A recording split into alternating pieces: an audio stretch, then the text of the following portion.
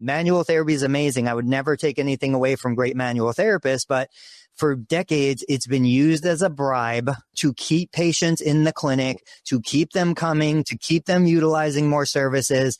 I'm shocked that Jimmy McKay, Dave Kittle will jump in when he is available, Tony Maritato. So Jimmy, let's just go right into this post. I don't know if you have it queued up. Yeah, Chris Miller.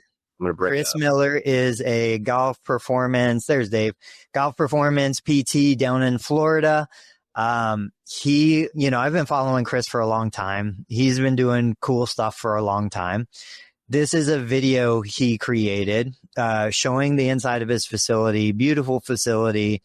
And he shared a program that he's launching where for $199 a month, you get 24/7 access to this golf simulator. Now, I'm not a golfer, so I'm going to do my best.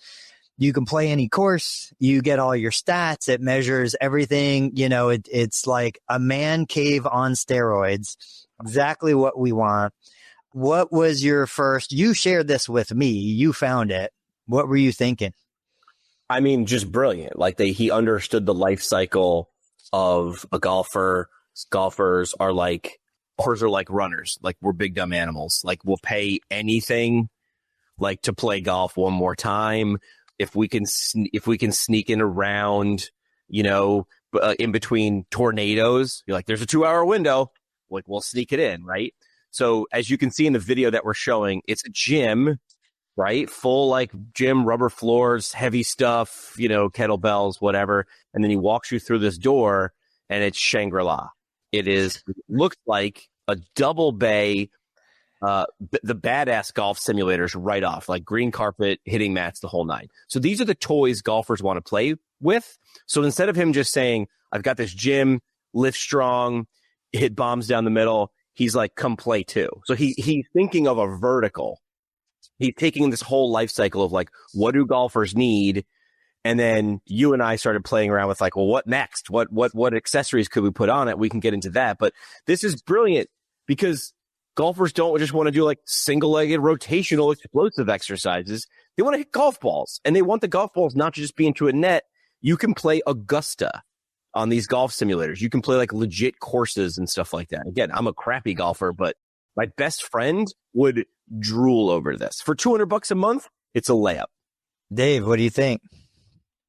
Yeah, I love it. The only area that I would say maybe is like a ticky-tacky suggestion is the video, instead of just showing like that long rectangular clinic area, I would start the video with the simulator, then show some of the clinic space, and then come back to the simulator. Like the clinic space very briefly and not like a slower walkthrough. But again, that's just such like a ticky-tacky little thing. Like overall, clear offer is really important.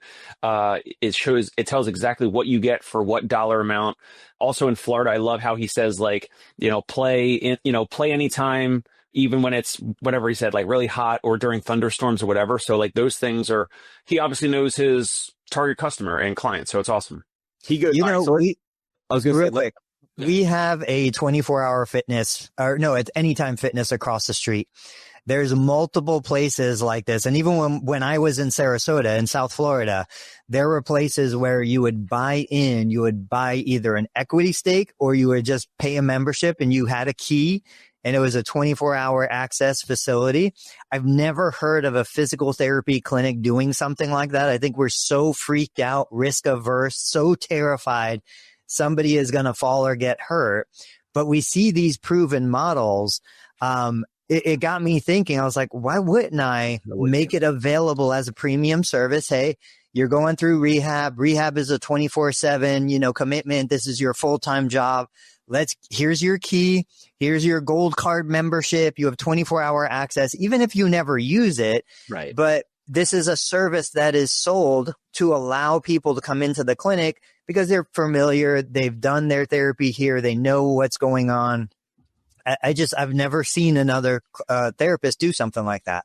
So let's go through the things that it includes, as you just mentioned. So 24/7 access to the gym, but also 24/7 access to the simulators.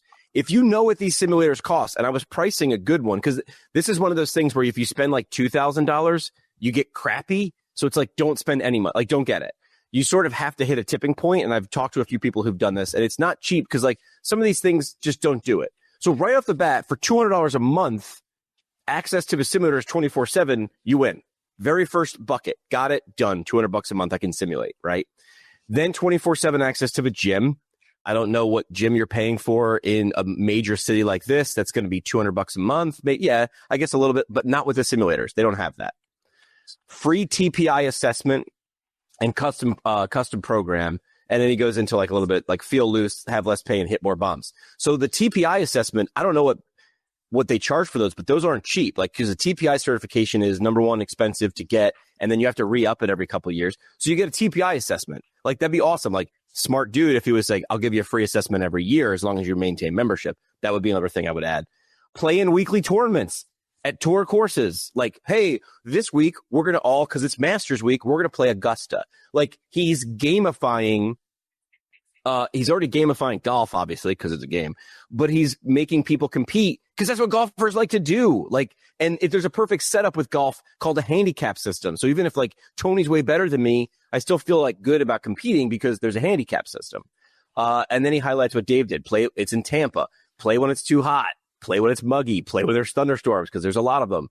And then he adds access to coaches, trainers, physical therapists, and a stretch therapy service.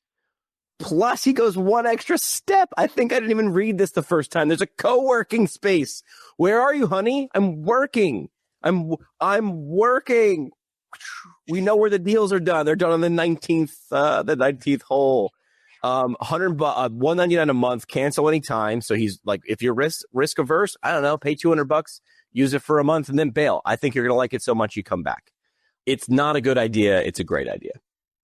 It seems like he's stacking so many things to try to make this an irresistible offer. So even the TPI assessment, like he's going to basically, him or one of his therapists, I don't know if he's got therapists, but they're going to lose money on that first interaction, right? So like maybe it's the current, he's saying this to Facebook or his email list or whatever. So maybe there's no customer acquisition cost. So he's like offering this to his followers, his previous patients, whatever.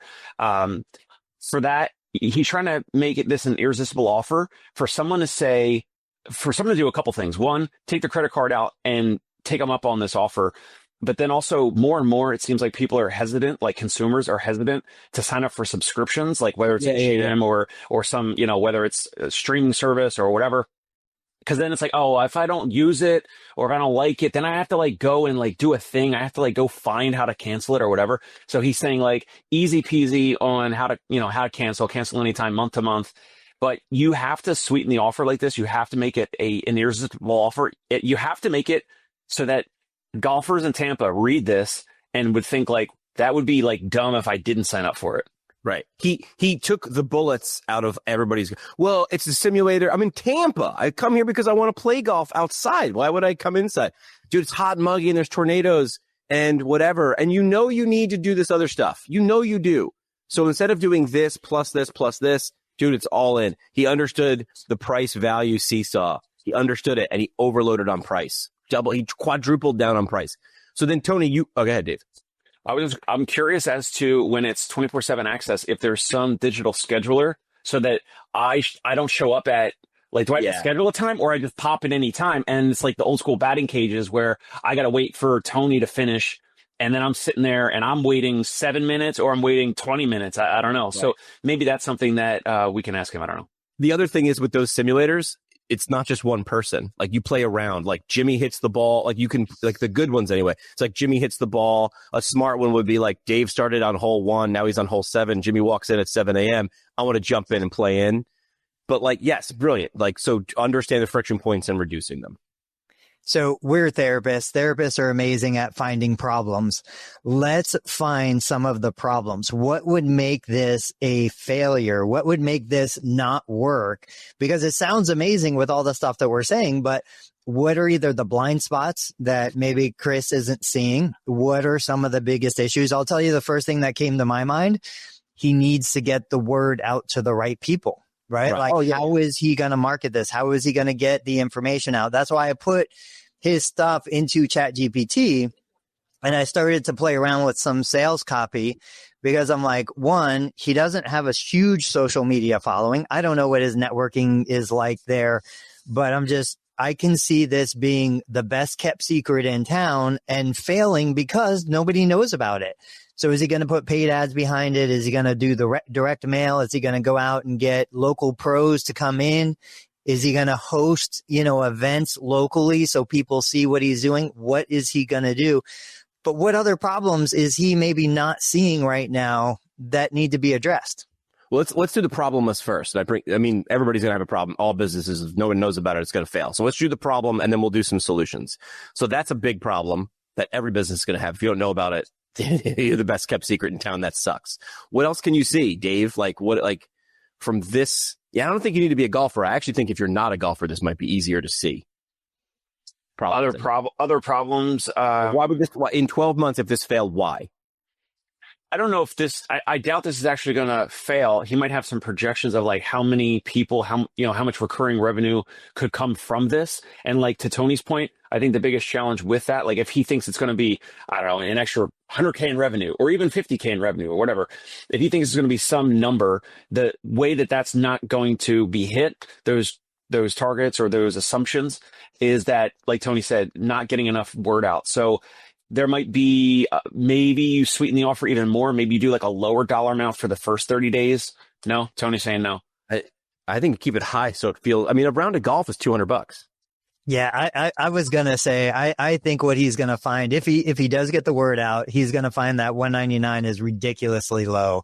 I think he's going to need to go anywhere upwards of 499. I mean, guys, it's 2025. Like we're stuck in like 20 year ago price points. Yeah. 20 years ago, 199 would have been reasonable, but go ahead, Dave. I didn't mean to cut you off. No, it really depends on like how well he knows his folks. Like also like how close is this to the dollar amount that he charges for like one-on-one visits? I think he does some cash servicers and maybe he does Medicare. I'm not sure. Yeah. So all right. He should know his target customer, his client, his patient. What do they, like Jimmy said, like what, I don't know what it is, but if it's $200 around down there, like whatever it is. Also, like I'm sure he's done this. Like he could have asked and pitched different folks like, hey, before I even am buying this $10, $20, $30,000 golf simulator, I don't know how much they cost. I think Jimmy put it somewhere or Tony put it somewhere. Asking those folks, like, is it something that you'd be interested in? And then if they are, like, you could have even done pre-sales of the membership before you even bought it. That's also a huge takeaway for anyone watching or listening. Take the same offer, put it on your Facebook page, send it to your patients and clients, and see if folks are going to sign up for a $100, $200, $300 a month membership as founders rates or whatever you want to call it, to get folks to pay upfront and say, that you're procuring, different technology or whatever for the golf simulator. You could actually offer this ahead of time. So, yeah. Remember the Van Westendorp pricing model questions? Those are 4 questions. Like these are the questions you actually, because if you say like, hey, I'm charging this, is it too much? Everyone's going to say yes. Right? Because they're thinking, I'm your buddy. If you ever go through with this, or I'm your client, like, so the Van Westendorp pricing model questions are, at what price would you consider the product to be so inexpensive you would question its quality? I think if you drop the price right there, you're thinking, it can't be that good. At what price would you consider the product to be a bargain or a great buy for the money? At what price would you begin to think the product is getting expensive, but you'd still consider buying it? And at what price would you consider the product to be so expensive you would not consider buying it? And then you take those 4 numbers, because they're ricochet questions, and then your answer is somewhere in the middle. Like that's the thing. But I think it's understanding what a round of golf costs, and I'm pretty sure it's like especially in Tampa, 200 plus. This is one round of golf. Yeah, those questions are trying to triangulate around the approximate dollar amount, but at the end of the day, it's like, hey, are you actually going to take your credit card out? Correct. And put it into a web page, a secure, checkout, order form or whatever, and sign up. That's one. And then also, what's the lifetime value of those clients? How long are they sticky? How long do they stay as a monthly recurring member? The only discount I might give is if you sign up for a year. If you said, here's 12 months, I might give you, I would have no problem being like, here's 10, 20%, maybe, 10, 20%. It might be as high as I would go. So in terms of getting the word out, paid ads, obviously, right? Geofencing paid ads. I would talk to the people that he mentioned in his ad, which is TPI professionals. Like, he might be a TPI certified PT, and let's just assume he's not a golf pro. There's a difference, right? A PT is not a triathlon coach. Maybe. They might be, but they might not be. So use that network. How do I help you get clients? How can this thing I just bought feed you? How do I help you? I've got this thing. Hey, by the way, you know what? I'm having beers on the 19th hole at my thing. Let's all get in here, pro professionals from all the local courses. It's a quick way to get free rounds of golf too, right? Those guys are going to let you come to the golf course, right? How do I help you? How do I put brochures for your golf course or your golf school in my simulator bay? Or hey, could I get your golf course on my screen? Can I play that? Is that a playable course to get good at? And you can do that. Do you have leagues right now? Great. Would I give a discount? We can work something out, right? Buy one of both of ours and get something like, the last thing I might move was price. So that I love people, because people are going to be their best sellers if they feel like it's in the best interest, like an affiliate program partnership. And then, of course, we've got interviews. Hey, get in here, Golf Pro. Oh, yeah. Let's do an interview. Let's record some content. Let's answer some of the most common questions. Put that out on social media. So I think Jimmy was starting to say this. Let's take it this direction. Okay, so now we've got the person coming in. We've got the monthly membership. Where are we going with that? Where is the next level of value coming in? Jimmy mentioned Topgolf. We have one here locally. They have amazing food. I'll go there just for the food. I don't even care to swing a golf club. I'll just go hang out, watch my kids play. And yeah. So okay, maybe he doesn't want to do a hot kitchen, but what are some things that he can bring in? I know here in Ohio, there is, and I looked this up before we started, BYOB business licenses. So there's specific laws and rules, but if you follow them, you can have customers bring their own drinks, their own alcohol, liquor, whatever they want to bring. What else? What other services is this community looking for? Are either of you like golfers? Like, would you consider yourself a golfer? No. Okay. No. So I am a C- golfer, but bringing your own beers or alcohol to the golf course is a sport because it's not allowed, but the golf course isn't going to search your bags, but everybody does it, but nobody does it. But then there's a cart girl. Right? And it's always a cart girl. I mean, I'm sure there's cart guys. I'm not trying to discriminate. But there's a cart girl. Like, drinking in golf is like, they are in lockstep. So I'll be right back. I'm sorry to run you to alcohol, but like, alcohol is the thing. Alcohol makes me a better golfer in my mind, or if I'm a crappy golfer and you not care about how crappy of a golfer I am. So yeah, like there's a social network. We haven't even touched upon the fact that when he said co-working space, I was sort of joking about like getting away from the spouse or whatever. Business deals are done in golf. So like this is business deals can be done on the digital golf course. They 1,000. Yeah. I mean, like in-person digital right on the screen. So like this is a thing. I might suggest he zhuzh up that gym a little bit. I feel like his golf bays looked cool with the grass floor, but I might zhuzh up the aesthetics of that gym, make it feel like it's worth, $1,000 a month, even if you're only charging them $400. But the business aspect of golf, like you could write this off if you're doing meetings there, because he said co-work space. Like you might want to talk to a tax attorney, but like you might be able to write some of this off because it's a membership to be able to bring clients in there. So food, alcohol, and networking for business is a layup. Partnerships with people who feed the ecosystem in local courses, layup to me. Dave? I'm good. All right. So let's take this. Let's pivot just a little bit. I shared a post about a company called DBAT. And basically these are like super nice, super high end. Now we're getting into Dave's world. Batting cages. They're all indoor. I remember you'd get the tokens. You'd go down to the literal like chain link outdoor batting cage. These things are like the top golf of batting cages. So, I look at Chris's situation and I have no idea. I'm guessing. My hunch is he really wanted this equipment for himself as much as he wanted it for his business. Now he's looking at it as like, how else can I cover the cost of this? So for other things, other therapists that are out there that are like, man, I've got this hobby. It's a really expensive hobby, but I'm super passionate about it. How do I monetize this hobby to make a little extra money, leverage it? What are some other things that are out there? We've got the batting cages. So Jimmy, I don't know if you're a hockey player, but like, what about something like this for, I don't play hockey, never been on skates. What about hockey?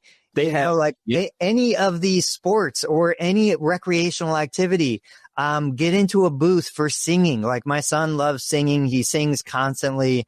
I bet you could bring something in. I talked to a speech language pathologist about singing and voice coaching and stuff like that. Like there are so many directions you can take. Any ideas for you guys off the top of your heads before we move to the next topic? Synthetic ice is plastic ice. You could have a little rink somewhere and you work on shooting. Like I would take hockey and break it down to one. Is it shooting? Is it goaltending? Is it skating? And then what can I put into a facility to specialize in that? I've got a buddy who locally runs he's got a pool business. They used to install pools, but now he's moving the market because the margins in pools are getting smaller, and he's doing like bougie hot tubs and infrared spas for people's homes. He's got those they're longer than a hot tub, and they blow water at you so you can swim in place. I've seen that. So you could have a swim spa, and they're expensive, but they're not crazy. Like you could own this, but it's a little on the high end. So if you don't want to buy it and I just want access to it and you had that at your facility, I would buy in. Now it's about traffic. I did a Blueprint business episode with a PT who's doing those cryo chambers. She's doing fire and ice. She's doing the cryo chamber and the infrared. They're a wellness facility. It's a Trojan horse because she's a PT, right? There's nowhere on PT. It doesn't say PT on the sign at all, but she's a PT. So you come in for the bougie wellness. She does bachelorette parties and stuff like that. Come in and have some mimosas and, oh, everybody's cold and we're getting rejuvenated. Look, zhuzh up my body, whatever. And through the back door, she's sitting there going, I'm a PT. I've got eyes on you. So, I mean, I love hearing stories like this. I don't think Chris's idea is good. Are we franchising this, Chris? Where are we coming upstate New York? Let's do this thing, bro. Someone commented pickleball. Who was that? Colleen? Yeah, Colleen Green. So, like with the simulator, I don't know. How could you use? Well, I don't think you do pickleball with the simulator. I think what Tony's saying is like take the sport and how can you gamify it, right? Like, yeah, maybe you're bold. Maybe you understand that pickleball courts are popping up. Like they're tearing down little league fields and tennis courts and they're putting pickleball courts up. What if you at municipalities? What if you said, screw that? I'll buy some square footage and I'll create the facility for it. You create the stage, to use Tony's singing analogy, and then you get to come sing and dance on it for me. That's what Chris did for golf, right? Like, what could you do? What could you do that the local rink that I play old man beer hockey at twice a week, they have a shooter tutor. It's like Blaze Pods, but with pucks, right? The light up and you try to hit it or whatever. I've never seen it in use. It's sitting there behind a locked office, but it's just, they're not marketing it. They haven't understood their target audience, because a buddy of mine's kid plays in a tournament in a different time zone, like every other weekend. They are spending not a little bit of money, a ton of money. And I know even the fact that I'm in rural New York, there are guys that are NHL quality guys are trying to get to the league, even in this area, in the New York area, that live around here. You hire that guy to be your guy, right? That's your guy. And then have him run the machine, and you come up with a deal, a split, or use rink time, but it's underutilized in my opinion. I think this is a good idea. One last thing, as we're talking, I think setting up a league for the golf simulator is genius, because you'll have some percentage of folks from the league that might sign up for this monthly recurring membership so that they can practice extra on their own whenever they want. Perhaps consider, you're in Tampa, so sometimes it's hot, like probably now and in the summer, and then it's stormy and rainy or whatever. Right. You could also potentially have leagues like before sunrise. Like, golfers are crazy. We have a family friend who's a cardiologist. He plays a round of golf in the mornings sometimes before he goes to work and sees patients for 8 to 12 hours or whatever. He's a maniac. You could have 11 p.m. or 12 midnight golf leagues, like Twilight Golf League, because at that time slot, you can't go golf outside, regardless of the weather. You can. They have a simulator. They have golf things with lights that you push a button at the tee box, and because they thought of that. Golf courses don't make any money at 2 a.m. Every golf course has not every. Okay. but they have glow in the dark balls that some courses around here will do every once in a while. But they have like stadium lighting. You push a button and the whole thing's lit for 15 minutes or however long it takes to play a hole of golf. It's insane because they're like, screw it. We'll just put lights on the course. And some idiot did it, and that idiot laughed all the way to the bank. It's not common, but it happens. So do you guys remember speed golf? Oh, yeah. You get like a minute. It's like a stroke per minute. So you run. Yeah, these guys would take their bare essential clubs. They would run through the whole course. There was a time component to it. Yep. But you take something like that and you're like, well, what's the biggest pain point for someone like me who is not a golfer, but would even consider golf? I can't invest 4 hours. I can't invest time.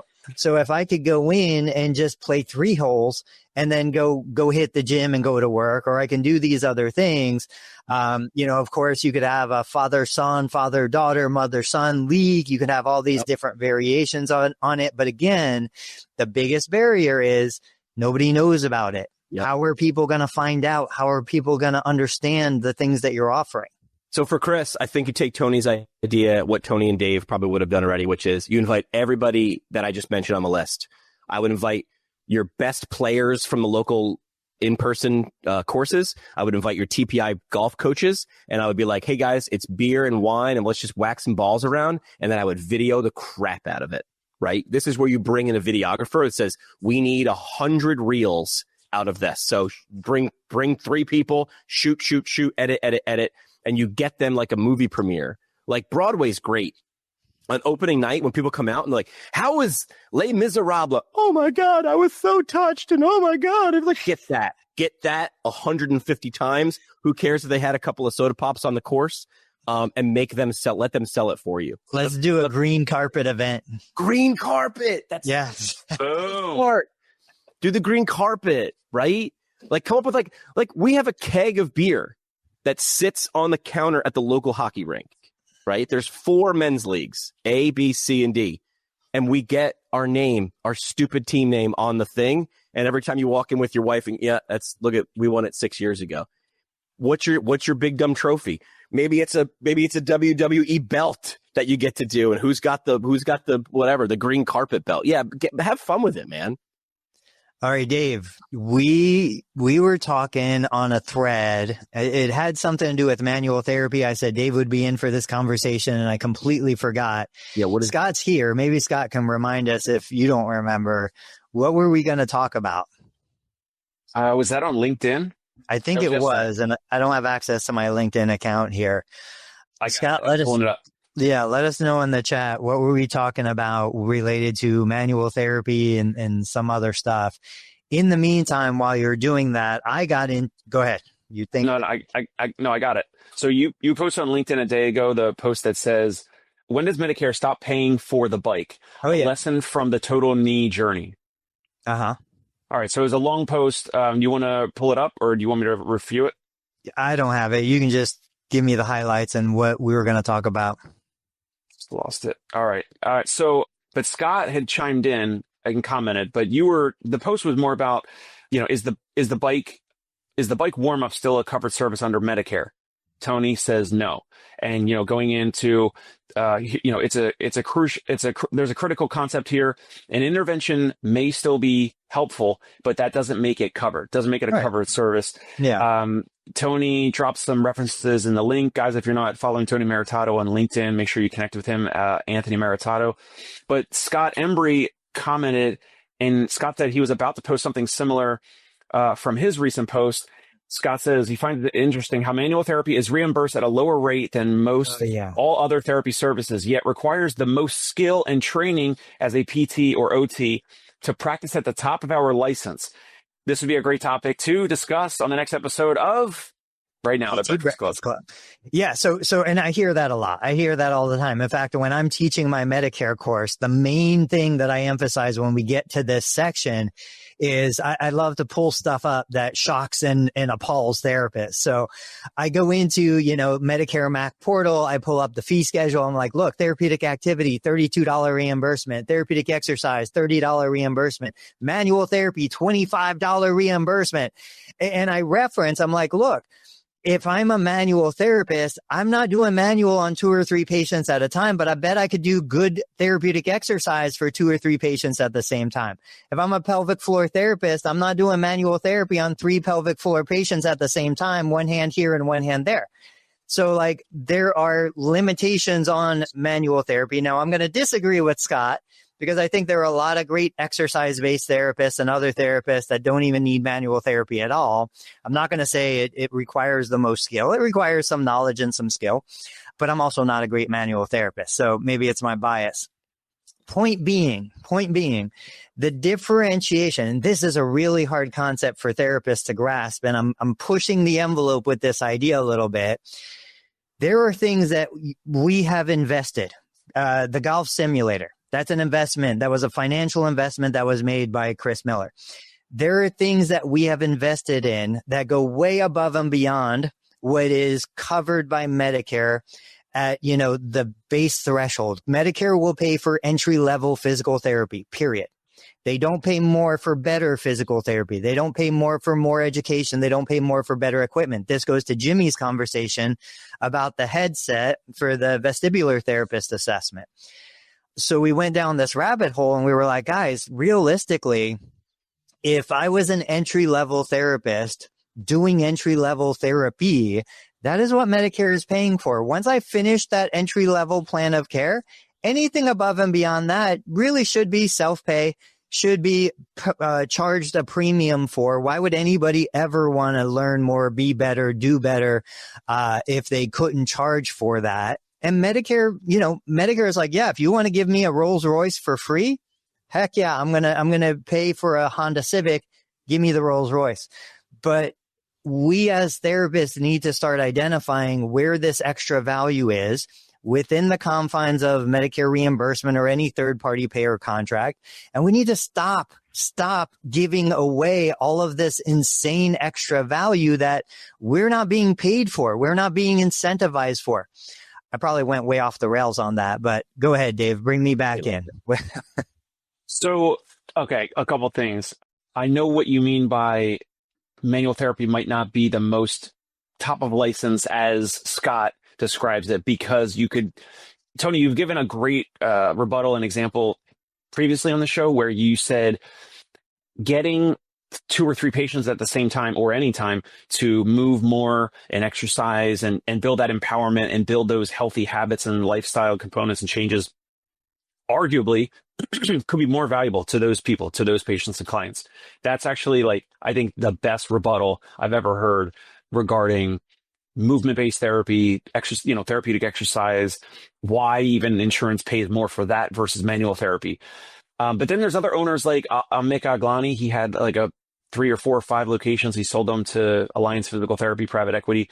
And even though the manual therapy code was billed and paid at a lower rate than therapeutic exercise, he would only hire and keep therapists and train therapists who were doing hands-on, some component of hands-on.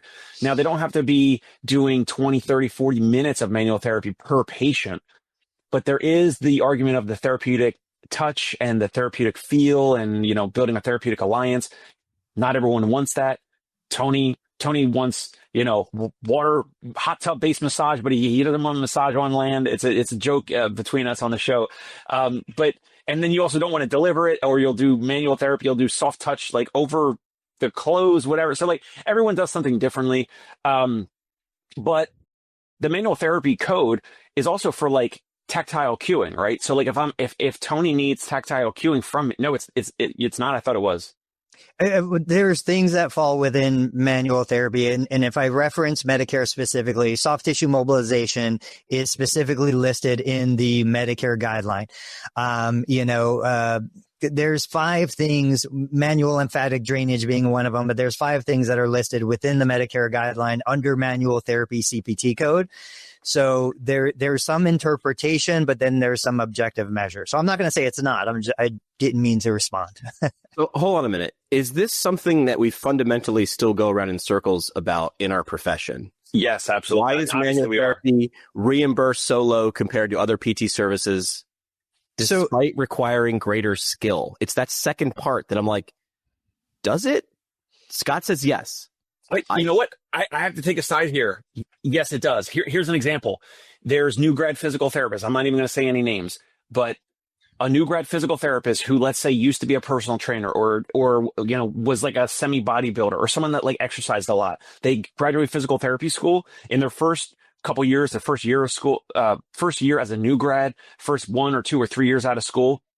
You don't have the manual therapy skills. You don't understand, you don't know how great your treatment's going to be necessarily. That takes months or years to get feedback from patients. And did I go too much? Did I go too soft? Am I doing soft tissue treatment? Am I doing joint mobilizations? Am I doing neurodynamics? Am I flossing a nerve? What PNF? What am I doing? Someone that's a new grad, or even let's say someone that's shadowing as a physical therapy student, they don't even have to have their DPT license. And they can do the therapeutic movements and exercise with 2 or 3 or more patients that Tony's talking about. But you can't, to Scott's point that I now agree with. I was on the fence. I have to take Scott's side. No offense, Tony. I'm saying again against Tony once again. But for manual therapy skills to actually get people better, or to get, I don't know, it's necessarily better because it's kind of subjective, but it takes more time. It takes more time to build manual therapy skills. If we can agree on that, then I don't know if we can, because there's been studies showing that it doesn't. How many of the studies? We can go to the extreme example, which is manual therapy studies. I can palpate your psoas, and it's can you though? Can you though? How much of it is a little bit of theater? Yeah. How much is that? Here's the thing. And real quick for reference, if you go to CGS Medicare, that's my Medicare MAC, under manual therapy, there's 5 things listed I mentioned: manual traction, joint mobilization, myofascial release, and soft tissue mobilization. Manual therapy, manual lymphatic drainage. Okay, so those are the 5 things that Medicare in my area lists under manual therapy. But the point in this is Medicare, and we're just using them as an example, is paying for manual therapy. Manual therapy, not great manual therapy, not good manual therapy, not this is manual therapy that makes you better. You guys are in a different world. You're in a different league. You're talking professional sports versus 3rd grade little league. I can go out there right now and rub someone's back, pat them on the back a little bit, pinch them a little bit, flick them a little bit, and they're going to have altered sensation, and I can call that manual therapy. It's one of those things where I'm not getting paid for the outcome. I'm not getting paid for how good or bad it feels. I'm not getting paid for any of that. I'm getting paid for the delivery of what is called manual therapy. I don't need special certification. I don't need any advanced degrees beyond my licensure.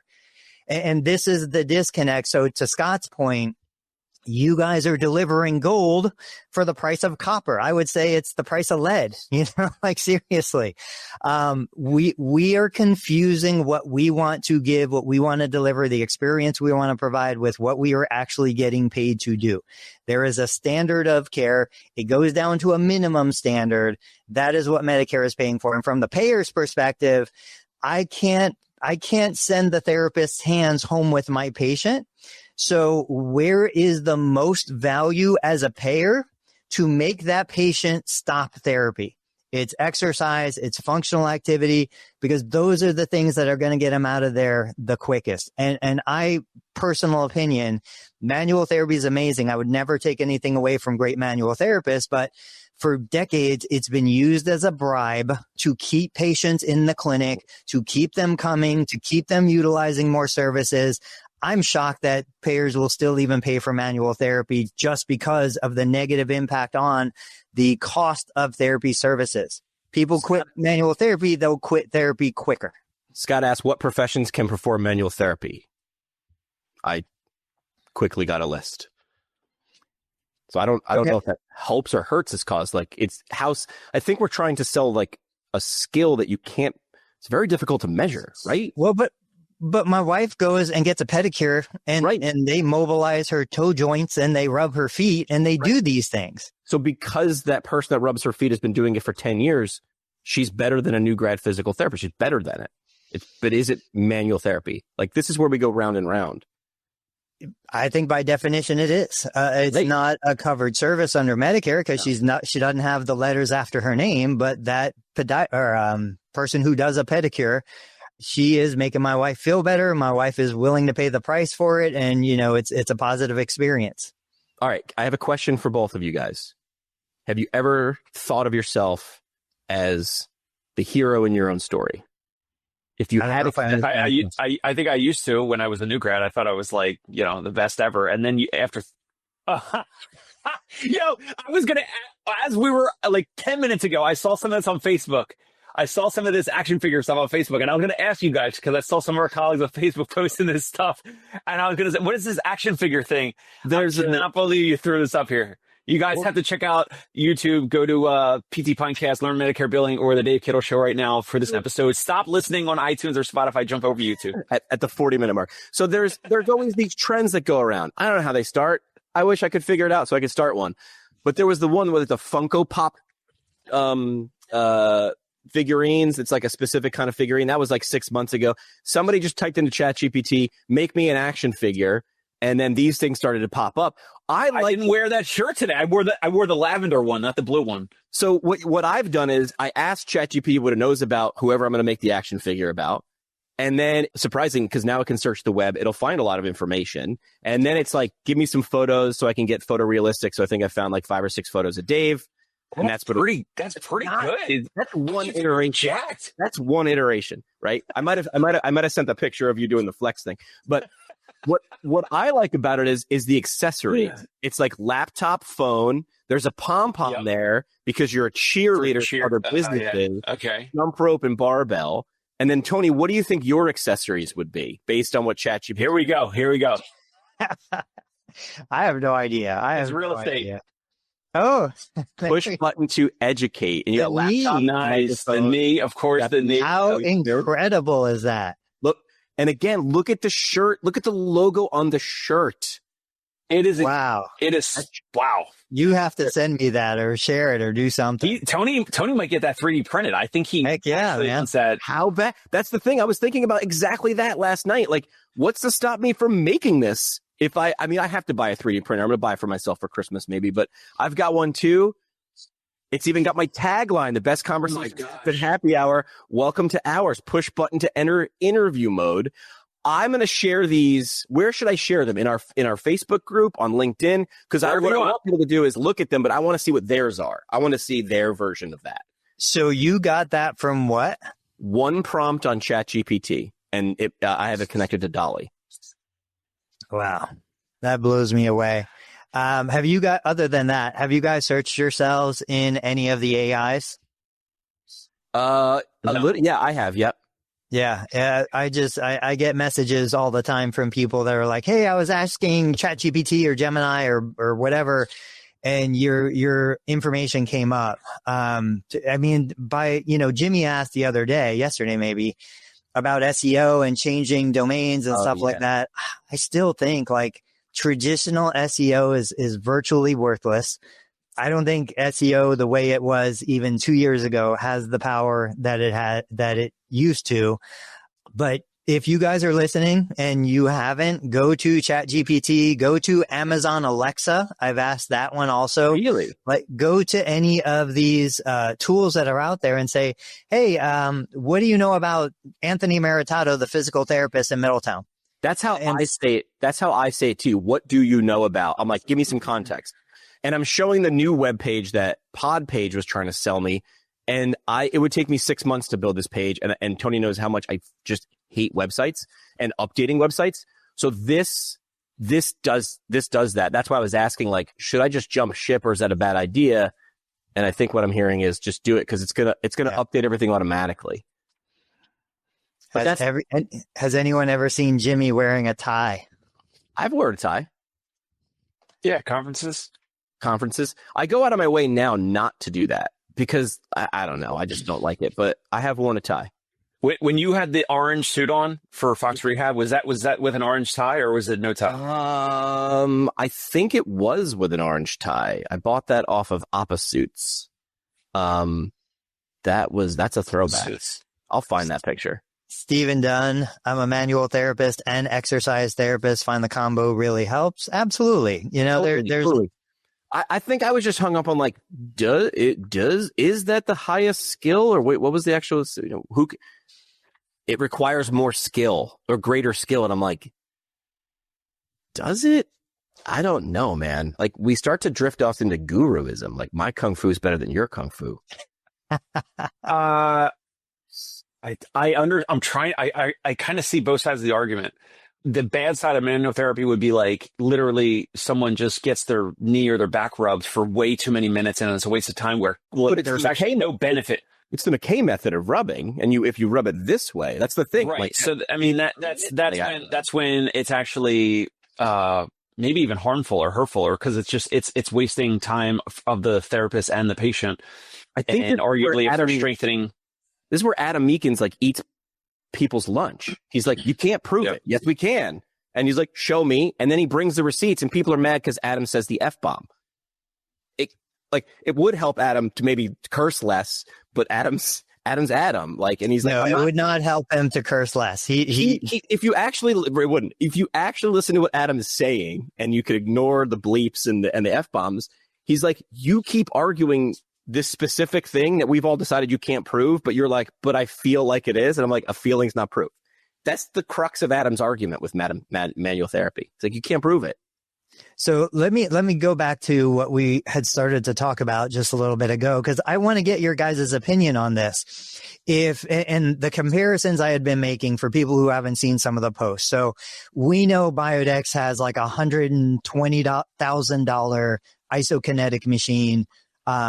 We know that there's great research talking about isokinetic testing and ACL return to sport and all this kind of stuff, but I don't have that machine. So I can do an evaluation for a patient who had an ACL reconstruction without the technology. If I bring the technology in, I should charge a premium price beyond what insurance allows for use of that technology. Now, I think most therapists would agree with that. They'd be like, okay, that makes sense. Then we go to the headsets from vestibular, what is it? Vestibular First. And I'm like, look, it's the standard of care for you guys who are so deep into it, you can't imagine not using the headset.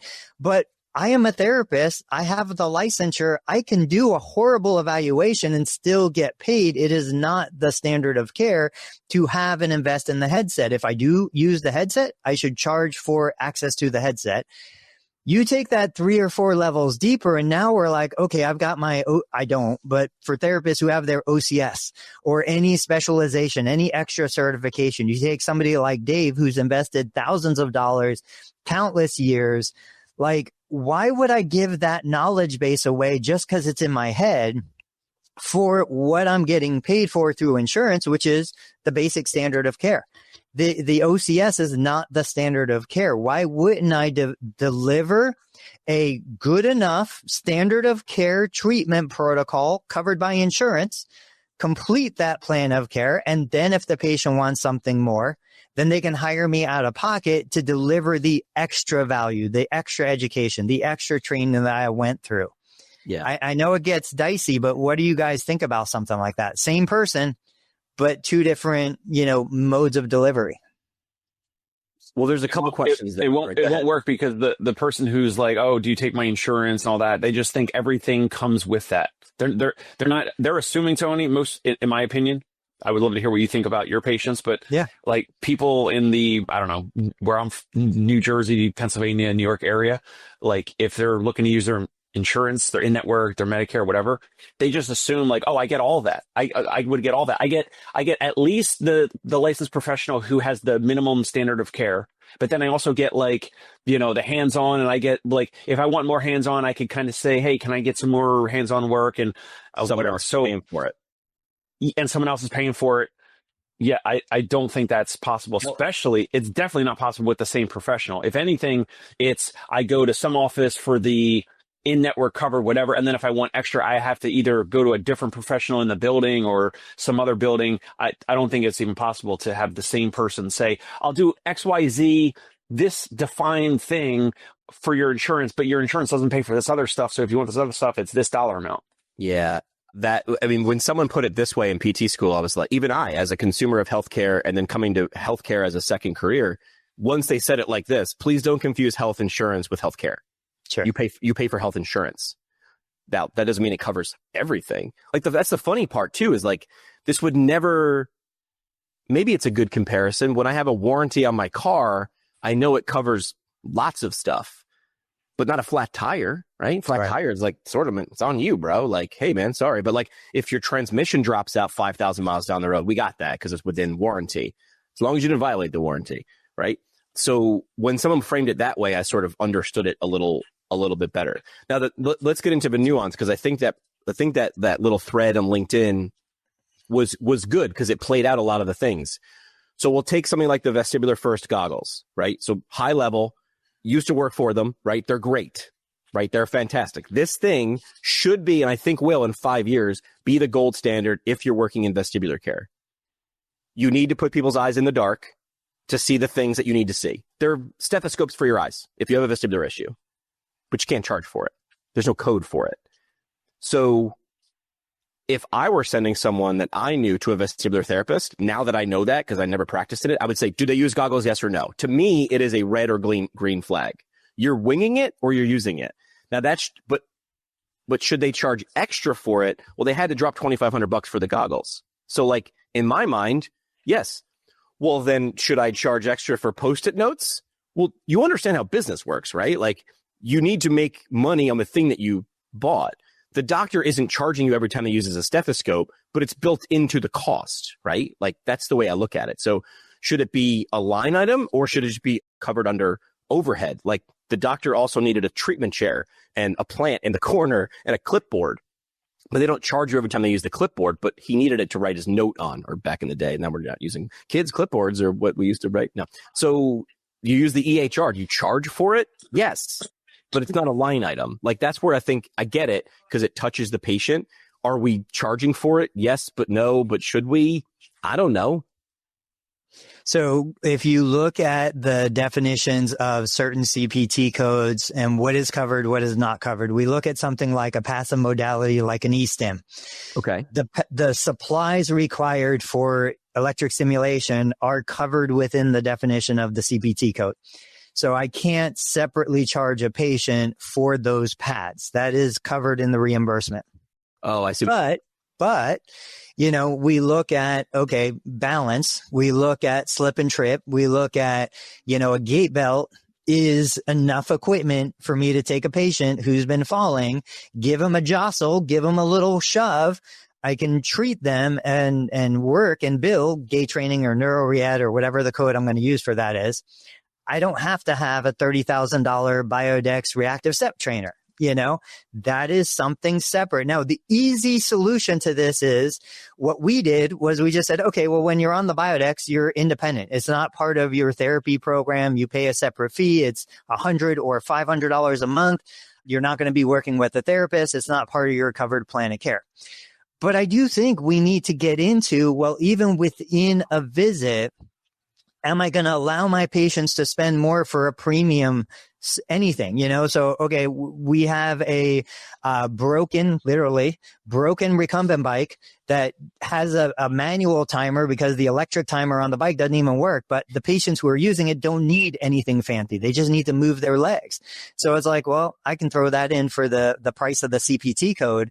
But if somebody wants to use a $5,000 recumbent bike, you know, the broken one cost me $50.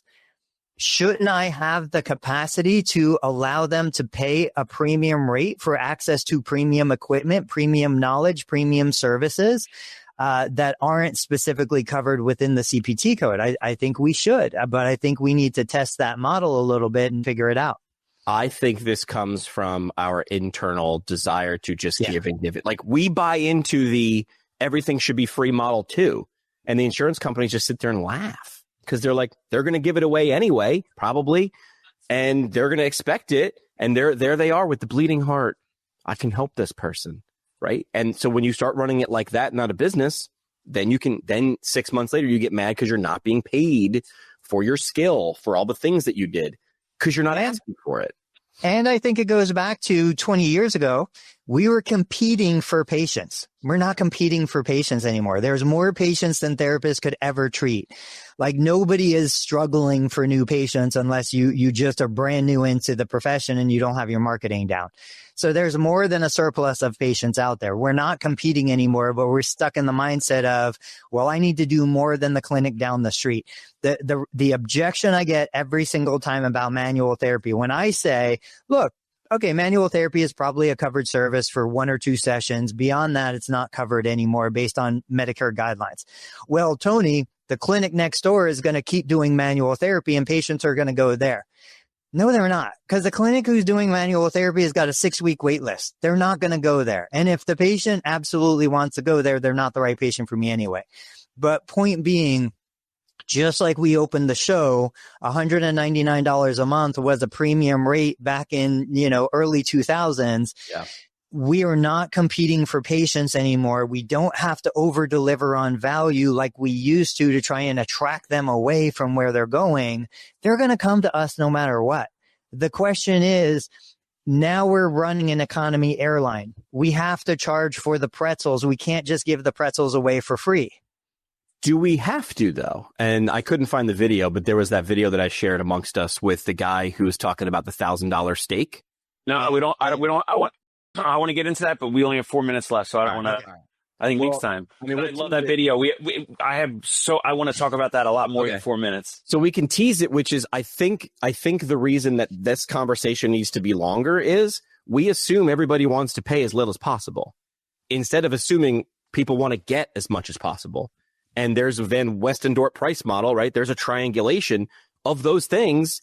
And if you are not selling, or if you are not offering $1,000 steak worth of value on the menu, no one's going to just give you $1,000. Like they're not, but they could if you can provide this much value. You don't have to, because Arby's is down the street and it's a very good model. It's still around.